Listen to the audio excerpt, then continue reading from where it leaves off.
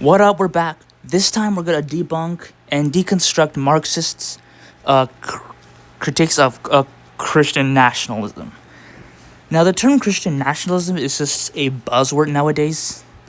Let me tell you, Christian quote-unquote nationalism is a broad term. It's a spectrum. It's like an umbrella term. You'll have people with like minor versions like, oh, the state should be secular, but we should be a Christian culture.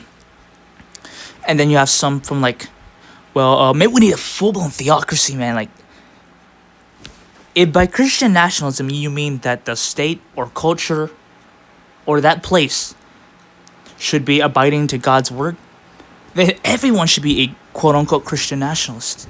But Marxists come out of the French Revolution. Their entire worldview is predicated on Enlightenment presuppositions, and the best way to deconstruct and disarm secularists and liberals is to not grant their Enlightenment presuppositions. It's that simple. Because I'm going to show you why they're inconsistent in a second. So we're going to read this article from Cincinnati Marxists and refute them one by one. I'm not going to be able to do everything once, so I might be able to do more videos, but here's my first take. So, it first claims that Christian nationalism is a quote-unquote white, patriarchal, deeply oriented, blah, blah, blah. First of all, this assumes, and why are they assuming that? What about all the black people, all the Latinos, all the Asians who are Christians who do support quote-unquote Christian nationalism? Because what about the Byzantine Empire or the Roman Empire? The governor, the Caesar literally made the state Christian, and they weren't white. They were probably brown. So this is already a straw man. So what they do is they just collect stuff, people from like Nick Fuentes. They just cherry pick and then try to smear the whole thing, as if that's what it means. So, and there's white Protestant. Like, what about Catholics? And it's so arbitrary. This is just them cherry picking, like fringe, extreme, and then they just want to smear. Oh, they just cherry pick fringe, subsects, and then make a giant non sequitur to say, oh, well, therefore Christians should never rule, and we should be a secular, and everything should be degenerate. Absolutely not. Complete non sequitur. It's a fallacy. So there's that. Christian nationalism. So let's see. This article also makes the baseless claim that, oh, my evil Bible fundamentalists were segregationists. Now there might have been some, but dude, the whole civil rights movement, the people who fought for like desegregation and getting rid of all the racist institutions at that time, guess what? A lot of them were Christians. Even the black church were the ones who fought for the civil rights. And secondly, I guarantee you, all the people in the 60s, all these Rosa Parks wannabes, I guarantee you, they did go to church. And not all the white churches were like this. Because, fun fact, even in the, like, going back to the 1700s, slave states like South Carolina had multiracial congregations going far back like 1720s, 1730s. Yeah, was it rare? But things got better. We'll go into like history and just debunk all the secular progressives on this. The reason why they're doing this is because they come out of the French Revolution. To them, anything remotely has to do with the Bible is allegedly oppressive. That's why they appeal to vague notions of liberty. Liberty to do what? That's why whenever anyone speaks against homosexuality or abortion, even if they're secular, or they try to make a secular argument, what's the first thing they say? My separation of church and state. Because that's what they mean. They just appeal to vague terms like liberty to justify whatever degeneracy, in which we're going to deconstruct. Let's take a look. So look, right there. Florida allegedly anti-queer. I mean, Republicans, they're quote-unquote, dude, they still, a lot of them still support same-sex marriage, even though it's like 40-something%. That's still too high.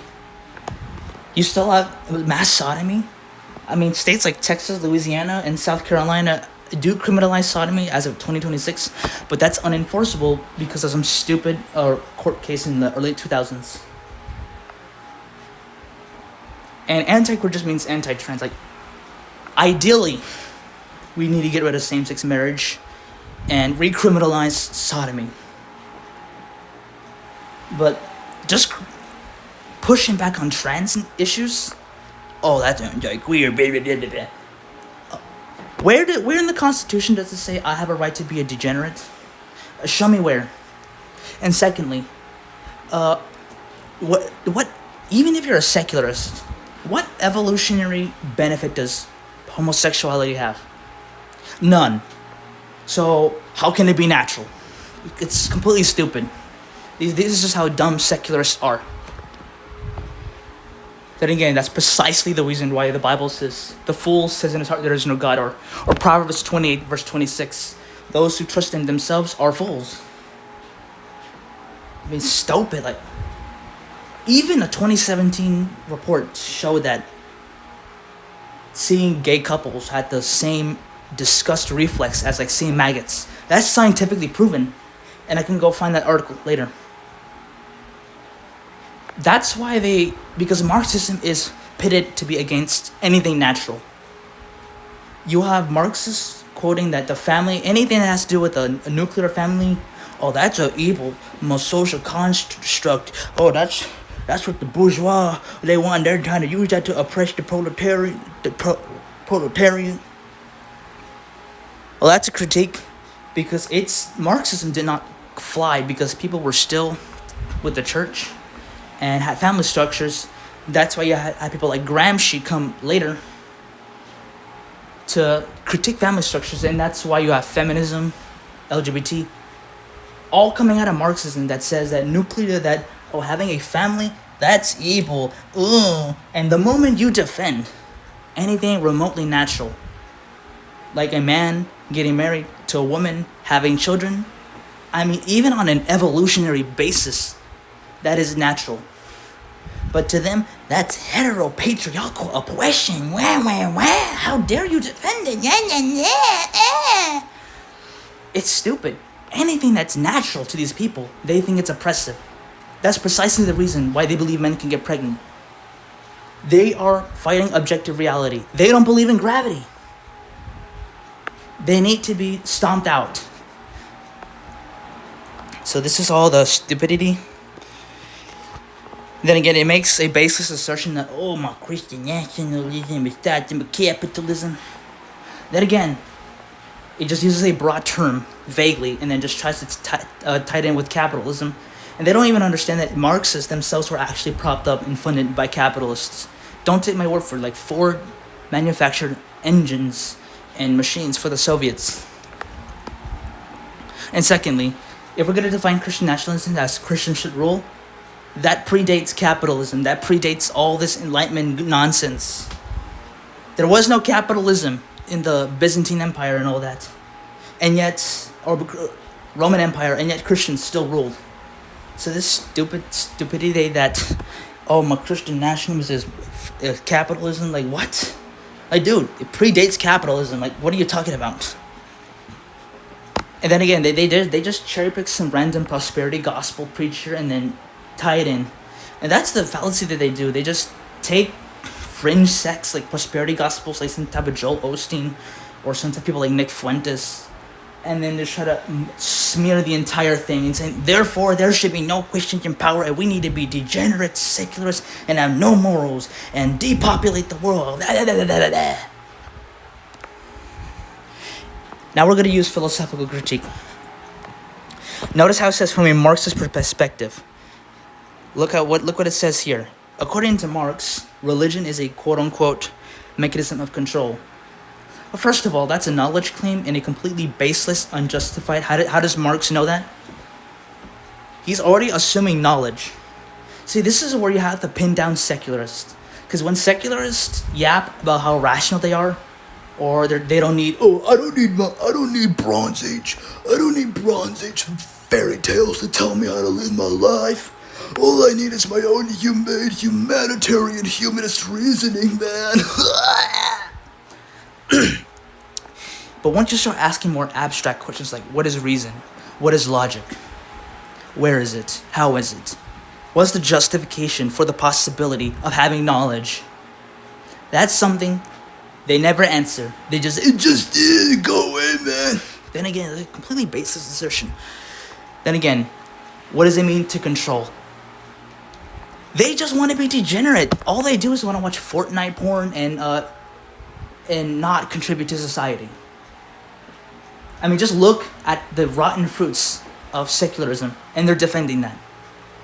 And the moment you speak out, you're seen as a fascist. The moment you want to ban pornography, when it's been scientifically proven that porn does damage your brain, does have mental issues, the moment you do that, you're restricting my people's freedom. Where in the Constitution? It's not even constitutional. Every time you hear this stupid nonsense about my Bible want to control the church, want to control, in other words, I want to watch Fortnite porn, bro. Go away. That's basically what they is. Marx is probably just a degenerate who didn't like the church because I can't put the pee-pee inside the poo-poo. I'm being oppressed. No, the Bible precisely says you must deny your flesh. You do not have a right. You do not have a right to be the next Epstein. You do not have a right. I'm sorry. And how do you give an account for morals? Because a lot of them will openly admit morality is subjective. If that's the case, you destroy your entire argument. So what's the why? Why is Christian nationalism bad if morality is subjective? See how stupid these people are? And then again, just Marxist, this is just coming out of the French Revolution, opium of the people. Marx, how do you have knowledge claims? What's your basis to believe in knowledge or reasoning? Because part of the transcendental argument says that God is the necessary precondition for the possibility of knowledge. That's why in atheism is false, because knowledge would be impossible in atheism. And to say there's no God is a knowledge claim, but if there is no God, then knowledge is impossible. So then the very claim there is no God would be self-refuting. And I know people are like, you're just making a assertion. I'll deconstruct it later, but go watch people like Jay Dyer. He deconstructs this people like so fast. And secondly, notice how it says, look at this, my theocracy, it's wheeling. It's this stupidity like how theocracies are preventing progress. Then again, the term progress is ambiguous. What does it mean to progress? Progress towards what? That's already assuming a standard, which presupposes objectivity. And progress also assumes value judgments like better and worse. Like, it'll be better in the future. But there's no basis to believe in better or worse. They're just what is. You, in this secular worldview, you've equalized everything. Every worldview is equalized because you don't have a basis, a justification. You can't give an account for morals, normativity, value judgments. So even the very notion of progress is ambiguous. What does it mean to progress towards what?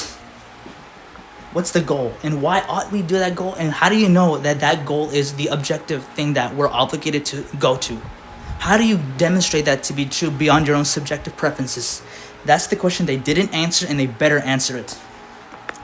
Secondly, even in the secular worldview, progress is always going to be subject to whatever person counts as progress. So say like you make a super bomb that like destroys the planet, and your goal is to like destroy the earth.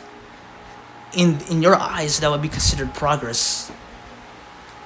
And then someone said, well, we have to extend life. So we've got to do this and that to be progress. So now you have two different notions of progress. How do you differentiate what's the true progress? You can't. In secularism, you can't give an account. It's all subjective, relativistic. So even the very notion of progress is in question. They can't give an account. That's why you need a revealed epistemology. That's why God is the necessary precondition for better and worse. Without God, you cannot have better or worse. And all I need to do is just invoke David Hume against his people, like the Izzot. For example, like if I touch this wall, it's made out of atoms. That's something that just is the case. But I can't just say, well, the wall shouldn't be there. It's bad that it's there. There's nothing there's nothing in the mere molecules of that wall that entail normativity like oughts or value judgments. You can't get an ought from an is. It's like saying something that is the case. Like Neptune is the 8th planet.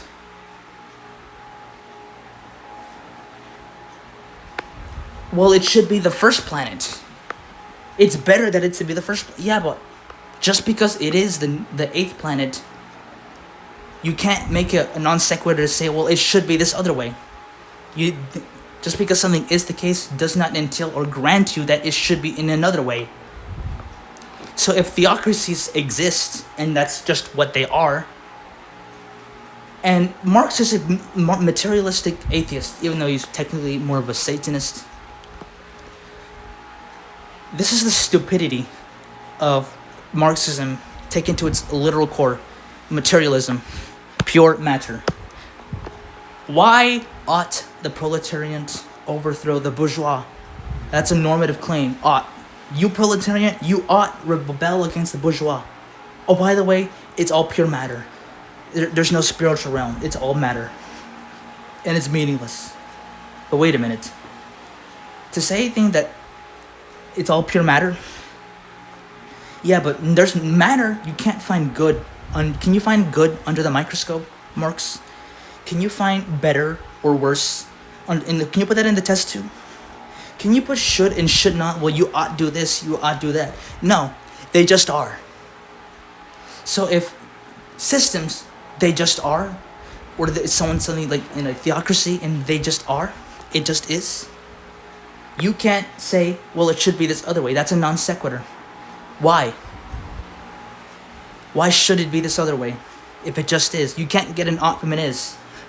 And you're going to see why this Marx is constantly violating the is-ought over and over again. Nothing in pure molecules, matter, tells you morals. You cannot find them. You can't find good or bad under the microscope. The good and bad, they're not in the molecules. And if you're going to say that's all that there is, then you're going to have to throw out good and bad.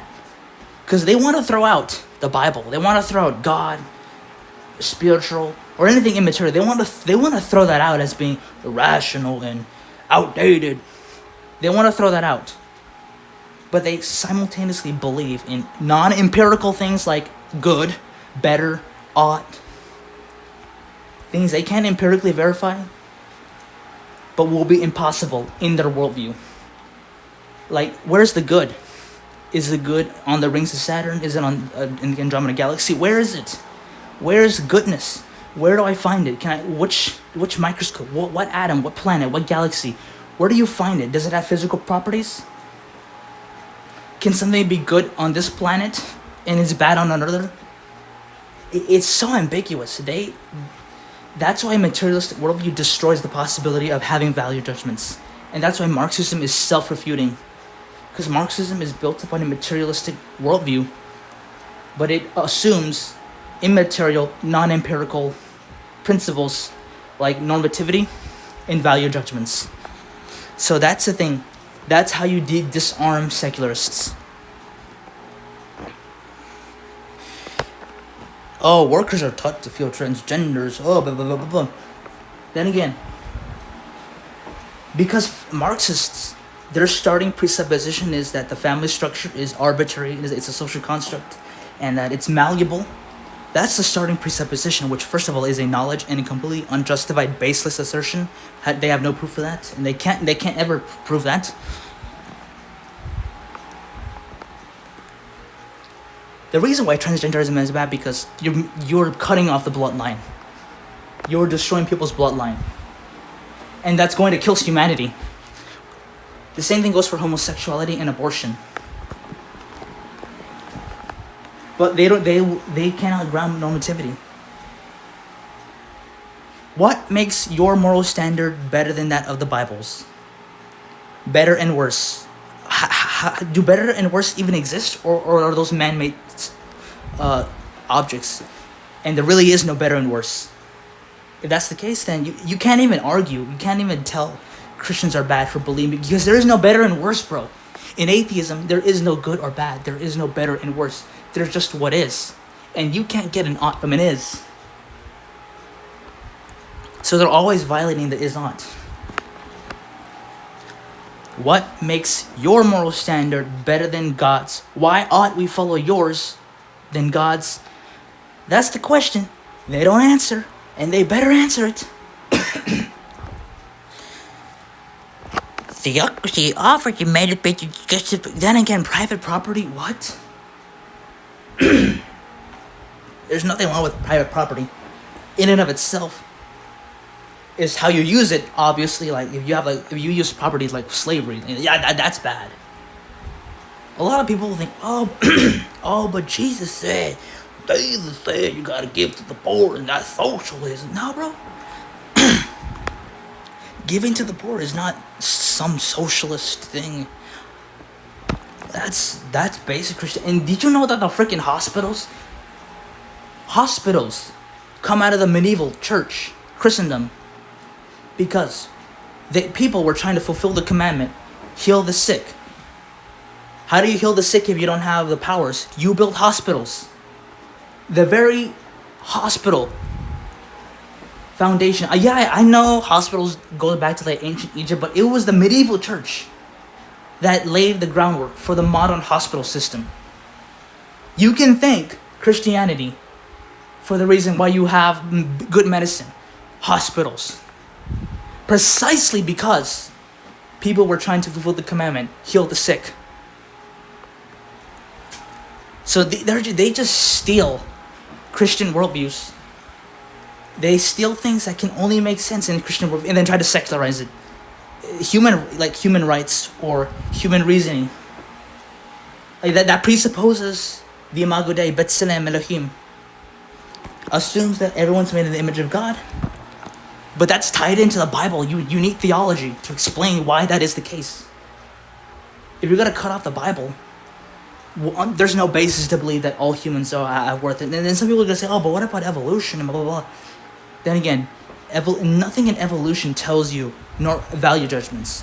If you're just evolved, it just is. You're not really better than any species.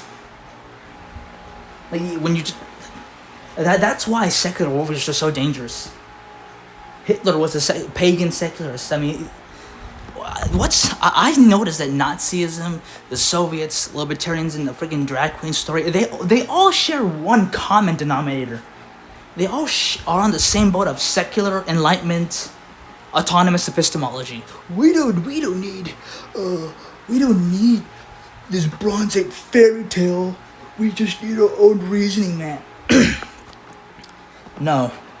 Because what is reason? What is logic? Where is it? How is it? How do you give an account? And the thing is that they're making knowledge claims. When you say that the Bible is not true, that's a knowledge claim. You're assuming that knowledge exists. So you gotta push the question further back. How is knowledge possible? If you try to have a theory of knowledge, that in and of itself is a knowledge claim. So they're in a box, whether they want to have knowledge, but any autonomous epistemology is going to make a knowledge claim. But that's completely circular. What is knowledge? Some will try to say it's a brute fact. It just is. But it's arbitrary. So when people just say the laws of logic, they just are. They just are what? They just are where? They just are how? It's ambiguous, and people will try to say, well, I use logic and it works, therefore it just is. And again, just saying you use logic, it's not a justification. I can use unicorns in my literature. Does that mean that unicorns are justified? So just quote unquote using logic is not a justification for why logic is the case. Just like me using unicorns in my literature does not prove that unicorns are justified. Secondly, and to saying it just is, just logic just is, go away, bro. Okay, that's first of all, that's a completely baseless assertion, because the very thing that's in question, you're just saying just is. The very thing that you're granting your position on just is. And that's arbitrary and ad hoc. By that standard, you're literally just saying, I don't have to give an account for logic, it just is. Then that's ad hoc. As a Christian, I can say, well, God just is. The Bible just is. I don't have to give an account for the scriptures. I don't have to give an account for God. They just are. So it's a double-edged sword. And debate is impossible. So there's that. Then again, look at this. With moral absolutism. They have their own dogma. To say that Christian nationalism is bad, or that there should be secularism should rule, why? Why do we have to adhere to those principles? They're being moral absolutists themselves. They just want their standard and not God's. But then that's why I had to press them on. How do you justify your standards? How do you give an account? Because on Christians, if God exists, then he lays the framework for why there is objective morality. But in their worldview, all they have is their own reasoning, which is always in constant flux and change. They only have their own subjective preferences, which they cannot demonstrate to be true beyond their own subjective preferences, which are always in constant flux and change. So that position would make morals impossible. Because it's a comparison but about different worldviews. Because the Christian worldview makes sense, it's true because of the impossibility of the contrary. And there's this. I'm critiquing this on an epistemic basis. I'll make another video later.